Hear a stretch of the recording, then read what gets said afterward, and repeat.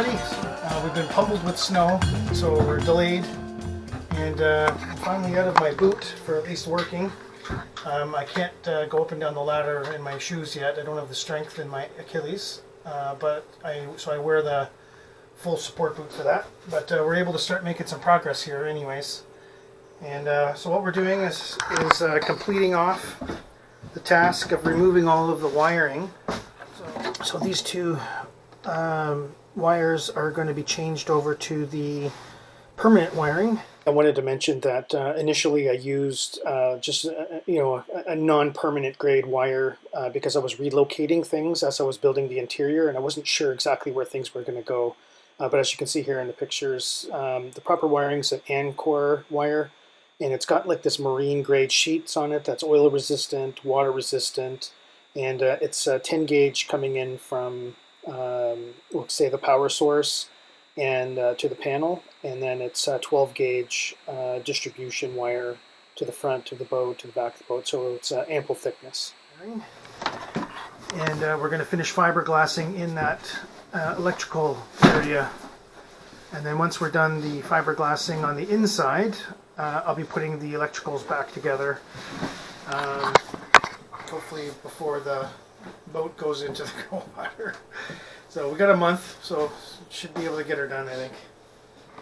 And David's just helping get stuff moved, and then we're going to start working on. I got a couple of holes to drill actually, because there's a couple of shelves in behind, or not shelves, but storage lockers.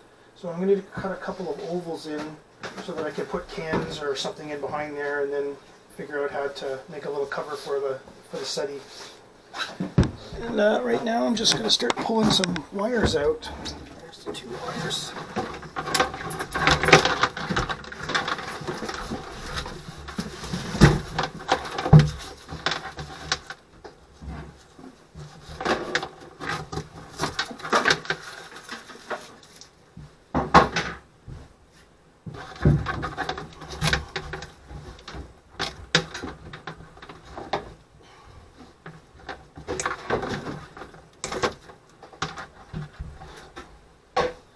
So all of these wires, David's taking them out right here.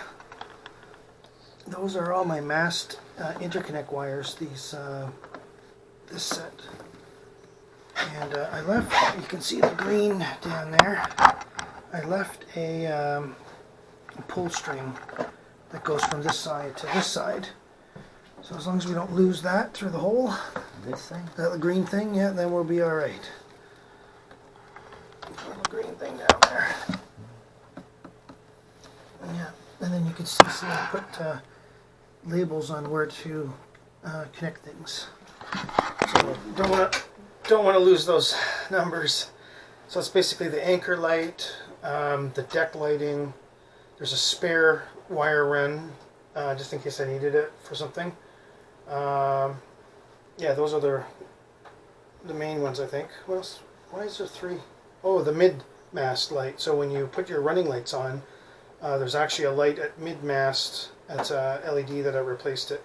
And what it does is it's white, and it's mid-mast.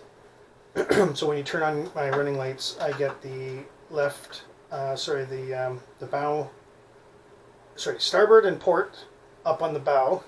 And then the stern light is facing back, white, but also mid-mast is white going forward. And that's because if I put my engine on, I would have my running lights on at night, the electric motor. So when I'm running electric motor, I make sure that I have a forward-facing white light up.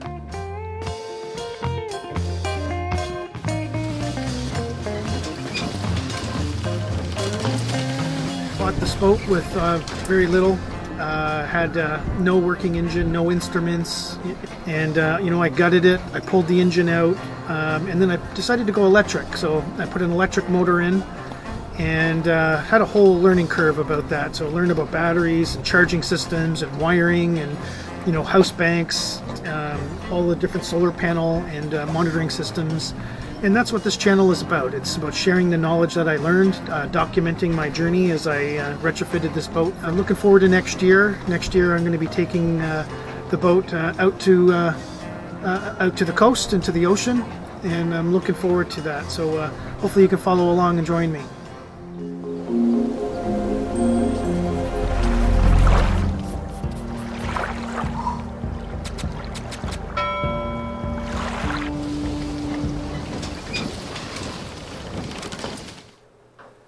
And then these are the AC cables here. So I got it pulled over. It's a big, huge 10 gauge AC. It's a little bit too much extra of this black. So those are the AC wires. This is like a rubberized flexible wire. So one of them would be, oh no, one is DC actually. So I'm going to pull that one out and replace it because it's hard to work with cable. But the other one is for I have a plug here. So that AC plug connects over to the other AC plug. So that's one of them. Where do you? It might be easier to pull them this way, David. Pull them that way? Yeah, just, oh no, they got the ends on them, eh? Yeah. Okay. There you go. That's a lot of water. Yeah, hang on. Let's crook right in there. Okay. Okay, go ahead.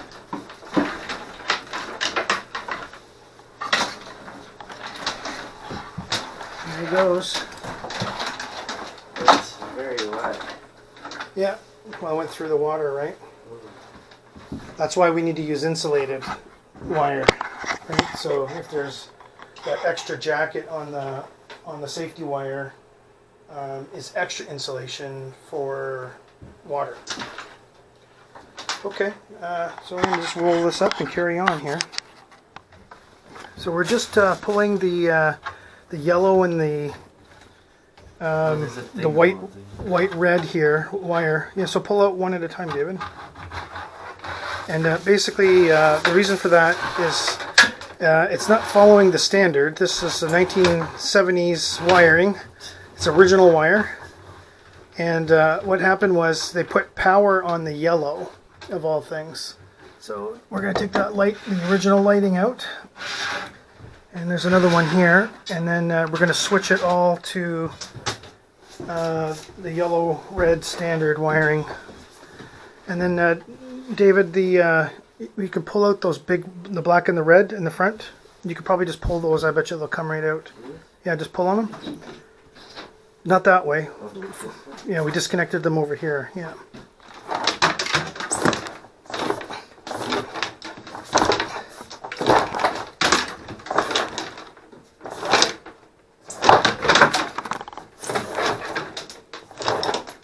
Okay, there you go. So that's my fan wire and the running lights. So we're going to have to put a little block, distribution block right there, and then for the fan, because there's some. I wanted to put another fan on this side, maybe 4 fans. So I'm gonna give that a separate thing. Yeah, I think I'd like to put a fan like here and here. Yeah. Yeah, the smoke detector's right there. Yeah. Sorry, I don't think I explained myself very well, but we're pulling all this out because they actually had power on the yellow, which is opposite of what they want. Power on a boat and a DC system, yellow is supposed to be ground. So when I first hooked this up to the lighting, I couldn't figure out actually how to make the lights work. And it was like, why is it not working? And it was because it was backwards. And I never would have thought. So I went with the meter and I checked it. I'm like, oh, I've got it backwards. And yeah, live and learn. So anyways, the original 1970s wires coming out.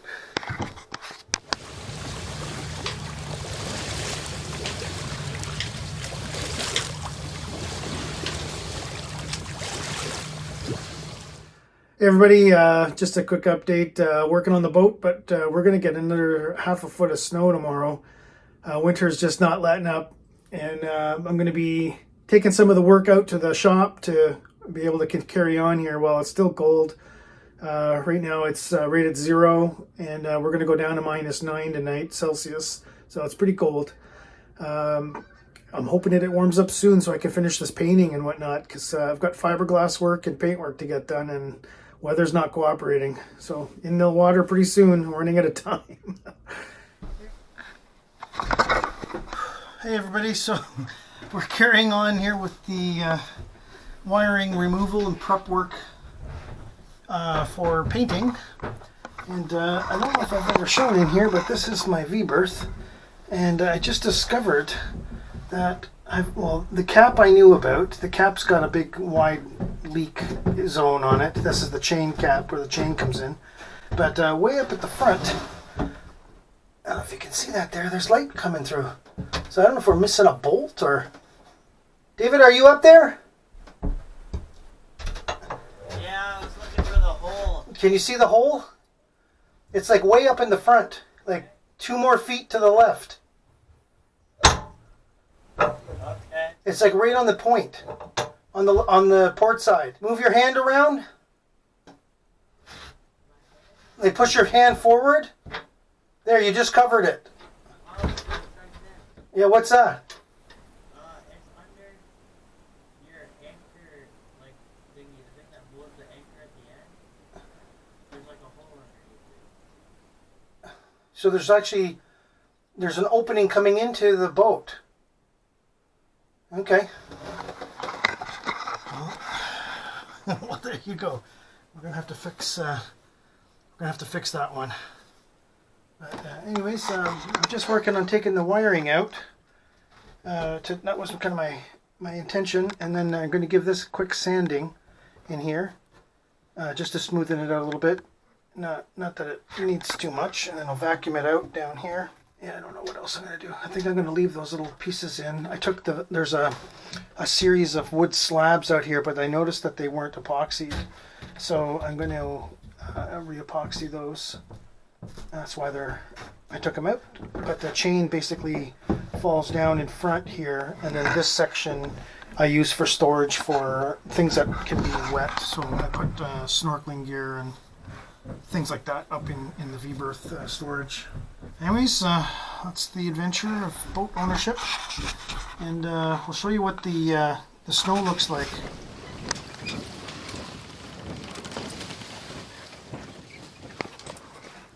Well, everybody, I'm out here shoveling with a piece of wood because we don't have a shovel. And look how much snow we have on the boat. It's pretty crazy. I don't think there's ever a time in Canada where there's no snow. Luke, I am your father. Well, we're going in.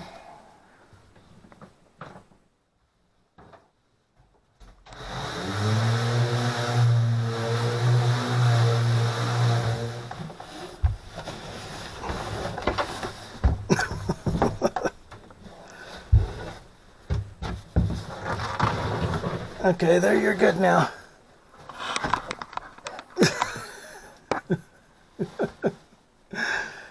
You look good. You got it. Okay, here's the sander. What do you need next? Glasses? And then I'll hold the light for you.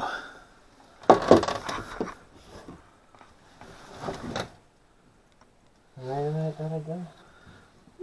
Just up. Don't sand over the electrical, the grounding cable, or the bolts. Yeah, you just on the side where it's brown. So you see, I finished right about there. Okay. Just sand that last little bit. See if you can get up to the corner as much as you can, close you can, but just don't sand on the bottom or the grounding strap. Okay. I can't see what these Okay, take them off then.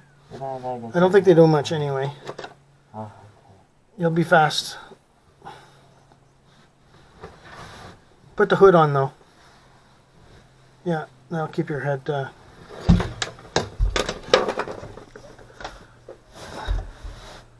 have to just go up. Yeah, push it up, and then go on the brown there. So, this stuff? Yeah, and then go forward to the point. Oh, I can reach that. Yeah, that's my problem. I couldn't reach either. So you got to shimmy yourself in, lean in, best you can. Do you want something to go over the V part on your knees? No. Are you okay?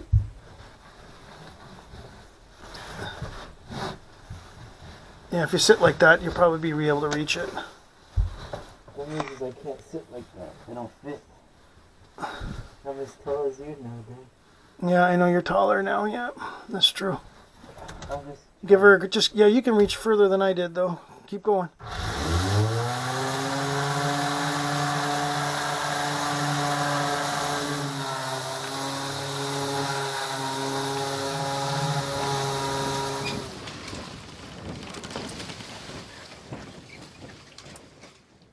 Hey David, so what are you doing? Painting. Say that one more time. I'm painting like the... Wait, what are these for again? Those are the under the V-berth mattresses. Oh, yeah. These are the boards here that are basically supporting the mattresses. So And I'm painting them so that they're waterproof. that's exactly right. So this is the first coat, and we'll probably do 2 coats of epoxy. But this is the first one, and it's cold out. And then over here beside David is the chain locker separator, I'm going to call it that. Those are the boards that go in between the chain locker and the V-berth storage. There's a little compartment in the front. So we're looking at epoxying these. So I took the sander and I sanded off all the old paint. And it all looks pretty good. And I just got rid of the paint off of it and sanded it down just slightly thinner to accommodate putting on the epoxy. So basically now we're going to epoxy those things as well with 2 coats. And while David's doing that, I've just been sanding down the cabinet doors. So this is the electrical, and I just never did a great job on this. I cut it out, put it in because of timing, but now I'm going to finish the doors. So I want to paint the back sides similarly white. So that's the Interlux top side on the other side. So I'm going to sand this all out, and especially around the little corners here, and doing that by hand.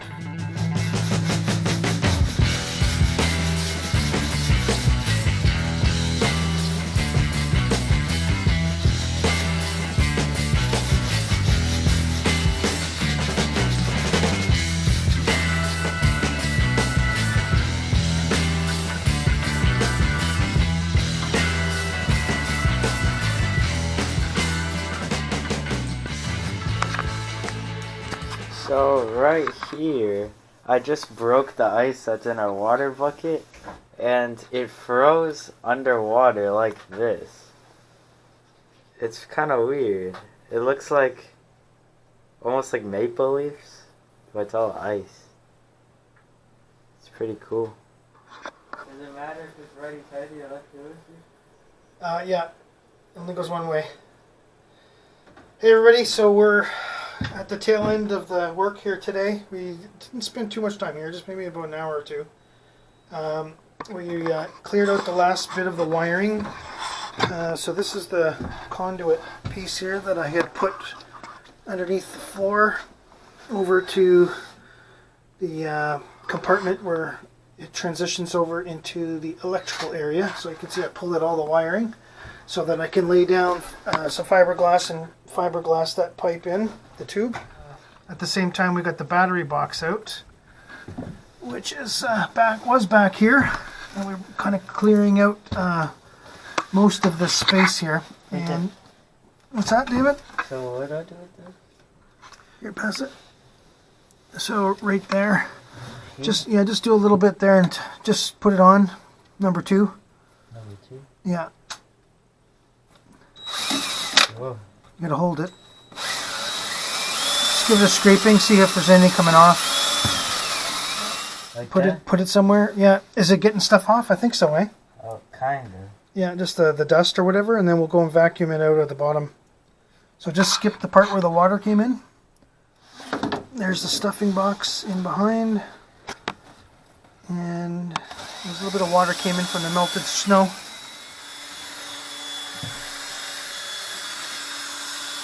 As you can see, we got water coming in from the snow that's been melting.